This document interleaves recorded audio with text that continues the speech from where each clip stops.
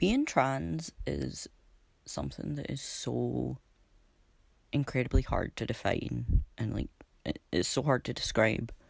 It's like knowing something is wrong but never really being sure what it is until one day like you finally figure it out and everything just kind of clicks into place. And going through the process of medically transitioning is really difficult, and it can be really, really scary and really isolating at times, but it's also pretty exciting and it is rewarding, and it is leading me down the path of what I've always wanted, like, all along. So, this is who I am, and this is my journey. So I first, remember, feeling not like a girl, when I was a really young child. I remember I would always play with all the boys. I never really had, friends who were girls when I was in, primary school. And, I remember, I was maybe 6 or 7, and I was like, why do boys get to, do things that girls don't? It was in my first year of uni that I, met more trans people, really, in real life, and I decided, you know what, yeah, I want to go through with the whole medical transition thing. So I phoned the Sandyford clinic and self-referred to get an appointment. Waited a year for that. Then it took 2 appointments and then a blood test, and then I finally got the go-ahead for testosterone, which was great. And now I have been on T for a few months. I can't do maths, but since the end of December. So I was just at the pharmacy and I picked up my Sustanon, which is basically a little vial of testosterone, which is actually suspended in peanut oil, which is quite weird.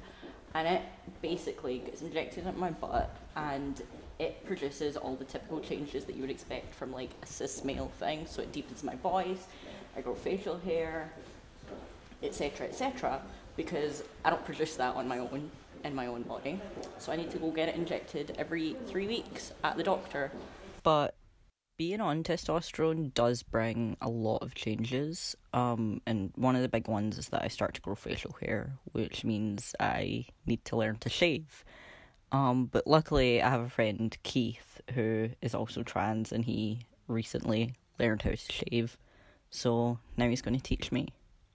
Wow, there was so much hair to get. I think I took off some of my sideburn, and That then I'm happens. annoyed. And now you can go over it again a couple times. It's so scary. You can do it. Oh, I don't like how it feels. It feels weird on my face. Yep. Oh,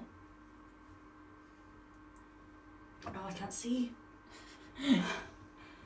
I'm gonna have to be on testosterone for the rest of my life if I want to keep certain changes. Certain ones are permanent, no matter if you go off testosterone or not.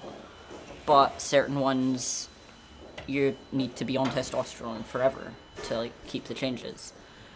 The weird thing about being trans and being me and all that is thinking back on it, when I first realised I was trans, and when I was first thinking, oh no, this is a thing that I might be, I thought, I can never actually do this. I can never go through with this. I will just live this miserable life forever and never really be who I feel like I have to be, or am inside. But now I am pretty much living the dream, you know. I'm on testosterone now and my voice is getting deeper, and I'm growing tiny amounts of facial hair, and just I am able to be who I thought I never could be. And I'm really happy, even though being trans does suck sometimes, and transphobia is a huge issue.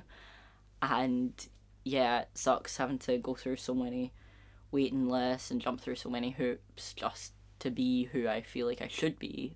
But at the end of the day, I am getting there, and I know that, like, even though I'm not the most masculine guy ever and, like, have unicorns and rainbows on my bed sheets, I'm still a guy. I'm still James, and I am allowed to be that. I'm allowed to be trans, and it's a good feeling.